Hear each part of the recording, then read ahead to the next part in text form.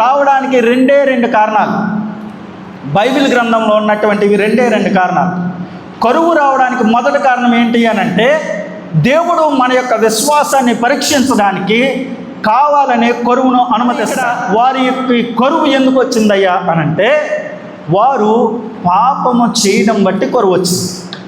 Sir, న్యాయాధిపతులు ఏలుతున్నటువంటి దినాల్లో వారికి కరువు రావడానికి పాపం కారణం అంటున్నారు కదా. ఏంటి వారు చేసినటువంటి పాపం? ఏంటి వారు చేసినటువంటి పాపం? ఆలోచన చేయండి. దేవుడు వారిని నడిపిస్తూ ఉన్నప్పుడు దేవుడు వారితో ఏమని చెప్పాడు తెలుసా? మోషేతో దేవుడు చెప్పినటువంటి మాటలు చూద్దాం. ద్వితీయోపదేశకాండం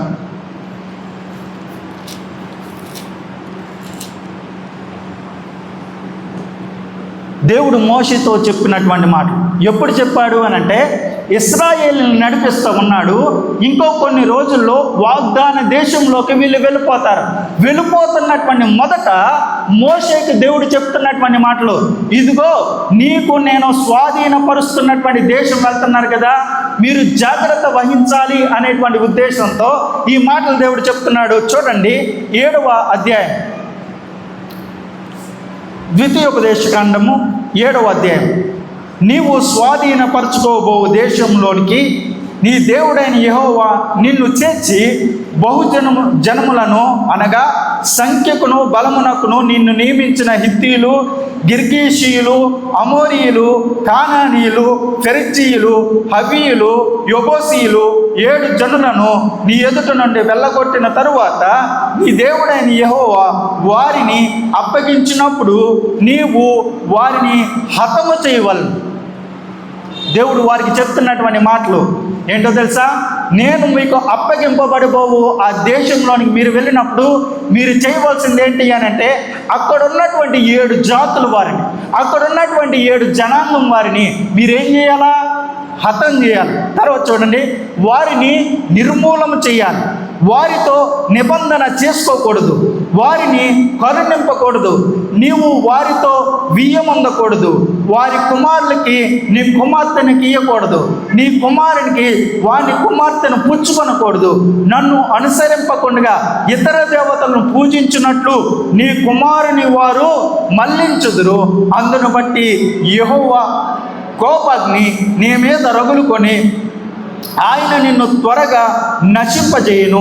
కావున మీరు వారికి చేయవలసినదేమనగా, వారి బలిపీఠములను పడద్రోసి వారి విగ్రహములను పడగొట్టి వారి దేవతా స్తంభములను నరికివేసి వారి ప్రతిమలను అగ్నితో కాల్చవలెను. ఇది దేవుడు మోషే ద్వారా ఇశ్రాయేలీయుల జనాంగానికి ఇస్తున్నటువంటి కొన్ని సూచనలు.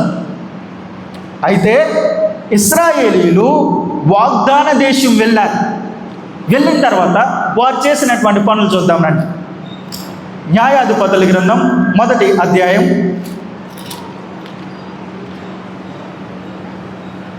న్యాయాధిపతుల గ్రంథం 1వ అధ్యాయం కొన్ని వచనాలు నేను మీకు చదువుతాను.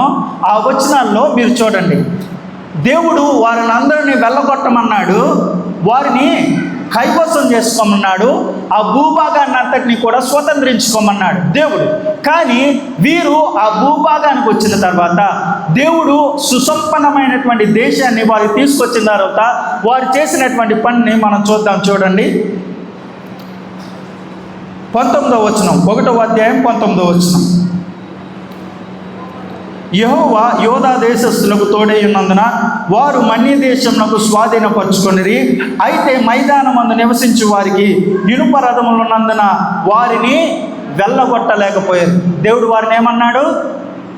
మిగిలి ఉన్నటువంటి వారిని వెళ్ళగొట్టమన్నాడు. వీళ్ళు ఏం చేశారు? వెళ్ళగొట్టలేదు. ఇది మొదటిది. రెండవది 21వ వచనం చూడండి. యెరూషలేములో నివసించు యెబూసీయులు బెన్యామీలు వెళ్ళగొట్టలేదు. ఏంటంట? మొదట వారు వెళ్ళగొట్టలేదు, వీరు కూడా వెళ్ళగొట్టలేదు. దాని తర్వాత 27వ వచనం చూడండి. మనష్షీయులు బెత్సాయను దాని పల్లెను, తాయినకును దాని పల్లెను, దోరు నివాసులను, దోరు పల్లెను, ఎబ్లాయిమును దాని పల్లెను, మెగద్దో నివాసులను, మెగద్దో పల్లెలను స్వాధీనపరుచుకోలేదు. దేవుడు వారికి చెప్పినటువంటి మాట ఏంటో తెలుసా? చూడండి, వారికి ఇంకా 29-30 వచనాల్లో కూడా చూడండి. వారు 28వ వచనంలో వారిని బొత్తిగా వెళ్ళగొట్టలేదు అనే మాట ఉందా? చివరి మాట. ఇంకా మాట చూద్దాం. దాని తర్వాత 29వ వచనంలో ఎఫ్రాయిములు గేజేరులో నివసించిన కానానీయులను వెళ్ళగొట్టలేదు కదా. గేజేరులో కానానీయులు వారి మధ్యను నివసించిరి, జెబులోనీయులు నివాసులు వెళ్ళగొట్టలేదు. ఈ మాటలు మీరు వింటున్నారా? 19వ వచనం, 21వ వచనం, 27, 28, 29, 30 వచనాల్లో వారు చేసింది ఏంటి అనంటే వారు వెళ్ళగొట్టలేదు. దేవుడు ఏం చెప్పాడు అనంటే యెహోషువకు అద్భుతమైనటువంటి మాట చెప్పాడు. చూడండి, యెహోషువ గ్రంథం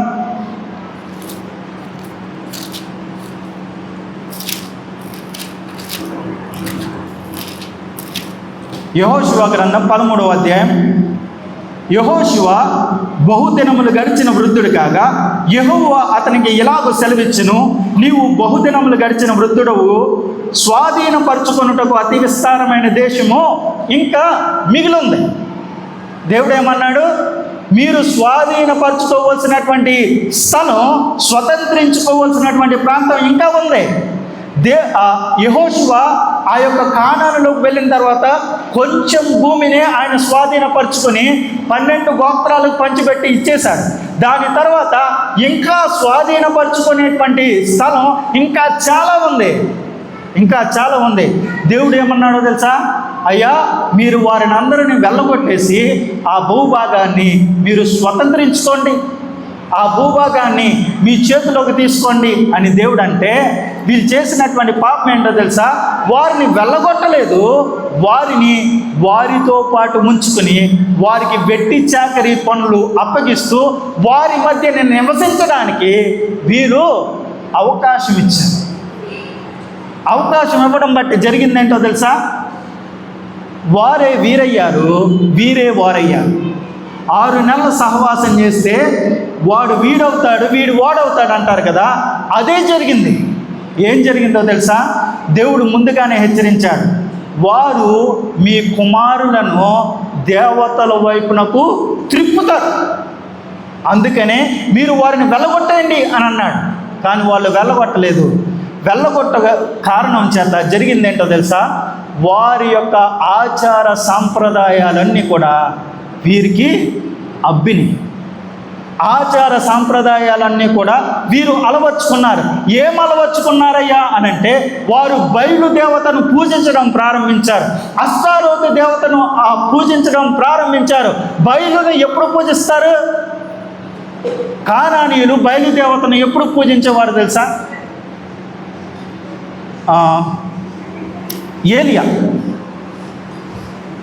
ఏలియా 3.5 సంవత్సరాలు వర్షం కురవదు అని అన్నాడు. అక్కడ ఉన్నటువంటి వారు ఎవరికి ప్రార్థన చేశారు? బయలుదేవత. ఎందుకు ప్రార్థన చేశారు? వర్షం రాదన్నాడండి, వర్షం రాదని చెప్పాడు.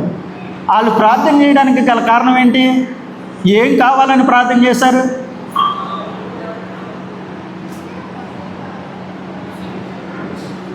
ఏం కావాలని ప్రార్థన చేశారండి? వర్షం రావాలని. వర్షాన్ని ఇచ్చే దేవుడు ఎవరు అని అనుకుంటున్నారు వాళ్ళు? బయలు. పంటల సమృద్ధికి మరియు వర్షానికి మనం ఎవరిని ప్రార్థిస్తే ఆ ప్రార్థన వేడుకొని మనకు వర్షాన్ని ఇస్తారు అని అంటే బయలుదేవతను వారు ప్రార్థించేవారు, బయలుదేవతను పూజించేవారు. ఎందుకు అనంటే వారికి కష్టం వచ్చినప్పుడు, లేకపోతే వారికి పంట నష్టం కలిగినప్పుడు, వర్షం రానప్పుడు బయలుదేవతని ఆరాధించేవారు. ఇది మొదటిది. రెండవది, అష్టారోతుని ఎప్పుడు ప్రార్థన చేసేవారు తెలుసా?